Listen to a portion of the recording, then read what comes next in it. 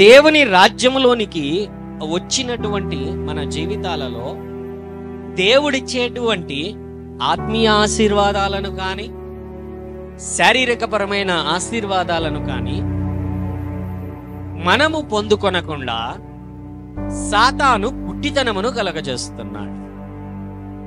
గుడ్డితనమును. హల్లెలూయా.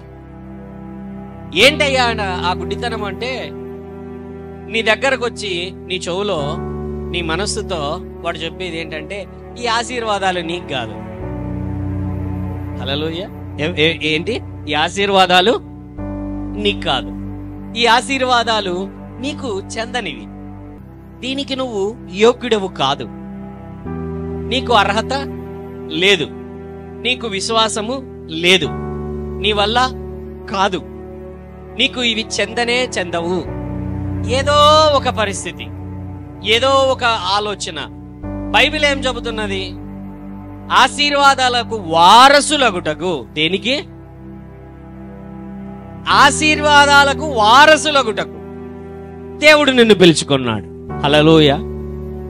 ఆశీర్వాదాలకు వారసుడగుటకు నిన్ను దేవుడు పిలుచుకుంటే, సాతాను ఏం చేస్తున్నాడంటే, వాని యొక్క అటాక్, వాని యొక్క దాడి అంచెలంచెలుగా ఉంటుంది.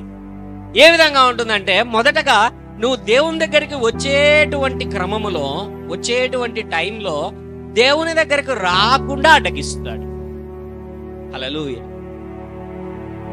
ఒకవేళ దేవుని దగ్గరకు వచ్చావు, వచ్చినటువంటి తర్వాత బాప్తిస్మము తీసుకొనకుండా అటాక్ చేస్తాడు. హల్లెలూయా. పోని ఆ బాప్తిస్మం కూడా దాటుకొని ముందుకు వచ్చేసావు, వచ్చినటువంటి తర్వాత మరీ ఏం చేస్తాడంటే, నువ్వు ఆయన రాజ్యములో ఫలింపబడకుండా అటాక్ చేస్తాడు. హల్లెలూయా. ఒకసారి అనేక సార్లు పంచుకున్నాను. దేవుని దగ్గరికి వచ్చేటువంటి సమయంలో, రేపు బాప్తిజం తీసుకోవాలి, నా జీవితంలో రానియకోకుండా సాతాను ఏం చేశాడంటే పెద్ద కొట్లాట పెట్టాడు. ఏంటి?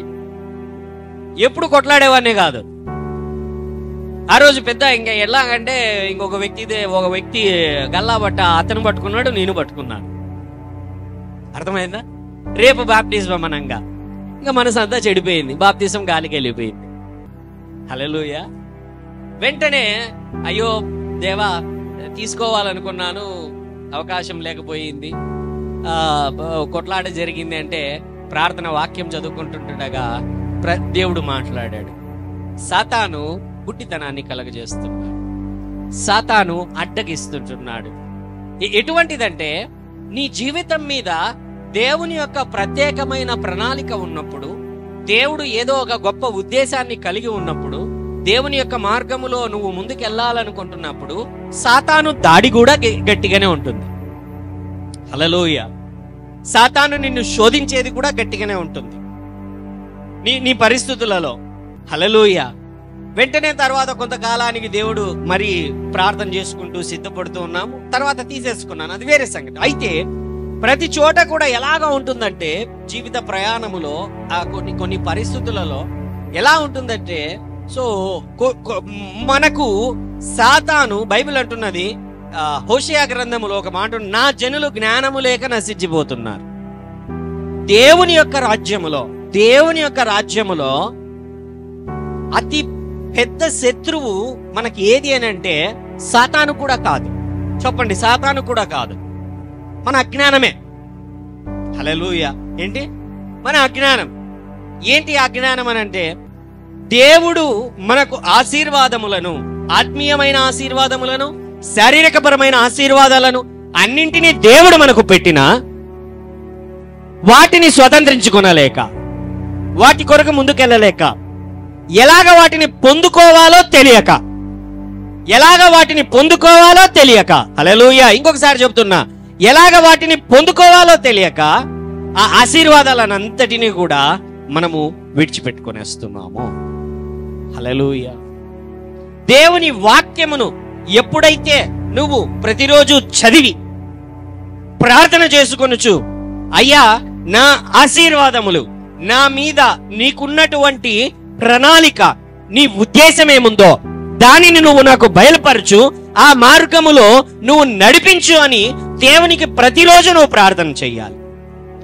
ఎప్పుడైతే ఆ ప్రార్థనలో ప్రతిరోజు అయ్యా నాకు జ్ఞానము ప్రత్యక్షత కలిగిన మనస్సు నాకివ్వు, అయ్యా జ్ఞానము నాకు కొదవగా ఉన్నది, నా అనుదిన జీవితములో, నా అనుదిన వ్యాపారములో, నా అనుదిన ఉద్యోగములో, నా అనుదిన కుటుంబములో, నా అనుదిన పరిచర్యలో, నా అనుదిన చదువులో, నా యొక్క వర్క్ చేసేటువంటి చోట, బిజినెస్ చేసేటువంటి చోట, ప్రయాణములలో, టార్గెట్స్ లో, ప్రయాణములు అన్ని చోట్ల అయ్యా నాకు జ్ఞానము నీవు.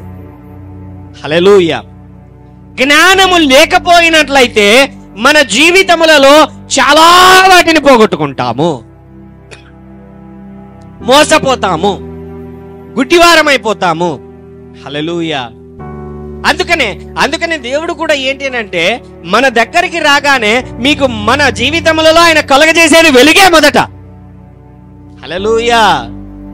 ఆదియందు వాక్యం ఉండెను, వాక్యము దేవుని యొద్ద ఉండెను. హల్లెలూయా. ఆ వాక్యమే వెలుగు. హల్లెలూయా.